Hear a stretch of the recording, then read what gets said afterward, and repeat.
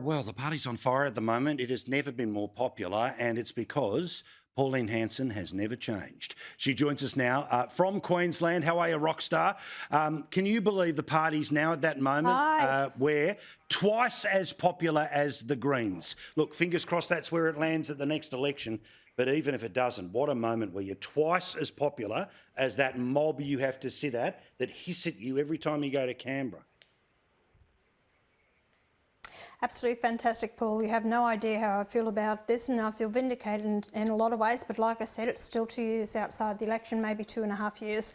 But anyway, people, Lee had a meeting, launch of the branch at Lyons in Tasmania. She said a woman got up halfway through and she said, I used to vote for the Greens. I was a Green supporter for the last 20 years. She said, no more. She said, I'm finished with the Greens. She said, you know, they lost her on the issue with abortion, having an abortion right up to the day of birth. She said, that lost me. But not only that, McKim has actually destroyed the Greens in Tasmania. She said, I don't believe in what they stand for anymore.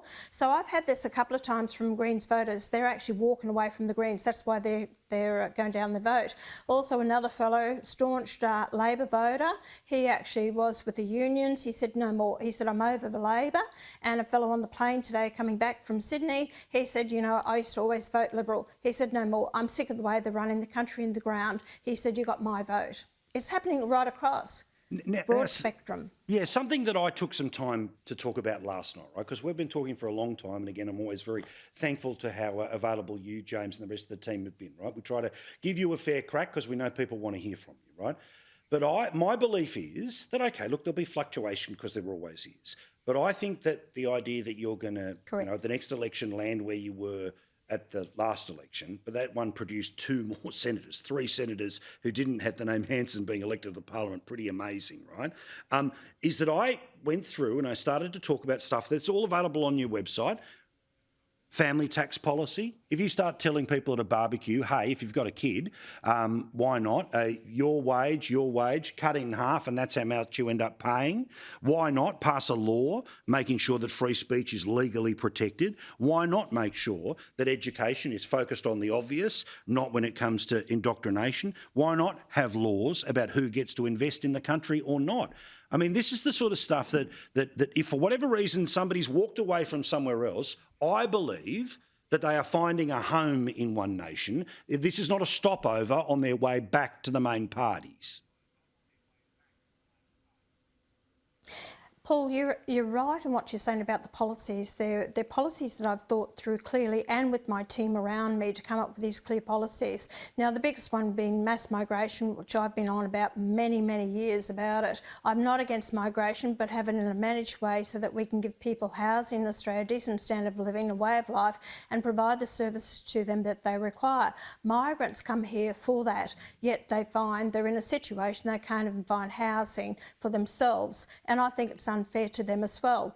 Now, this government has continued with high migration, only to prop up their poor ability to look after the economy. That's what it's about, and that's disgraceful. And we're in the situation that we are. People have had a gutful. They want a pullback on the mass migration we've got coming in the country, yet neither political party seem to be able to deal with it or come out and say it.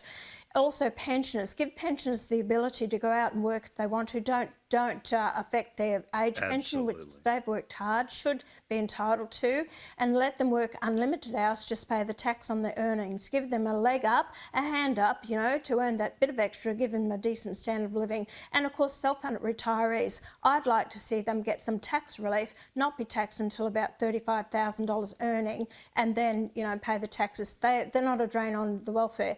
NDIS needs to be reined in. It's out of control, the people on NDIS by the year 2030, 32, it's going to cost $100 billion a year. We're not going to be able to afford this, Paul. These are common sense policies. So I encourage people, go and look at our policies, have a read through them, understand what we are fighting for. Now, some people that I often talk to about, you know, the inner workings of elections, all the rest of it, there's one little bit of the poll that I sent them, and I talked about it on the show last night, and it is the bit that freaks them about just how permanent I think this change is going to be.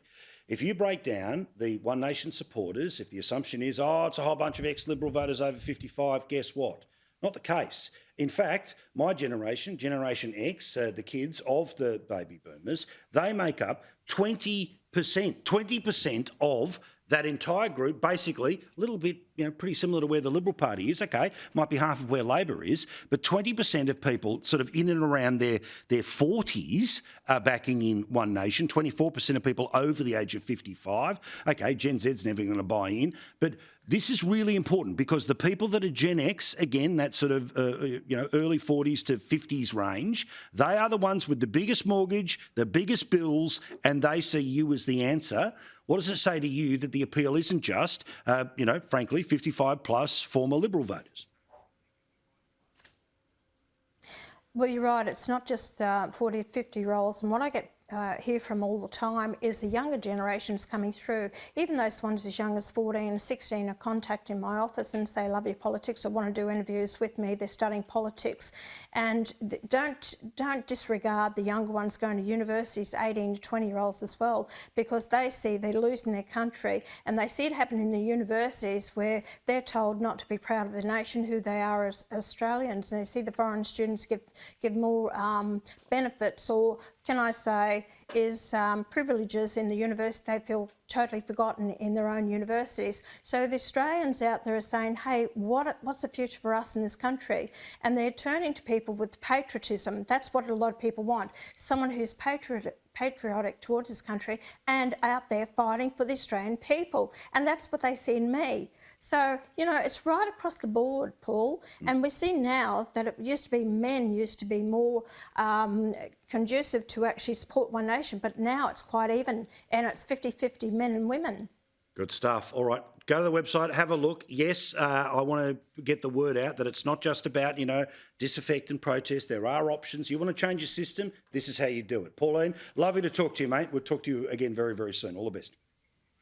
Thanks, Paul. She's the best. Appreciate Pauline it. Bye. Hanson.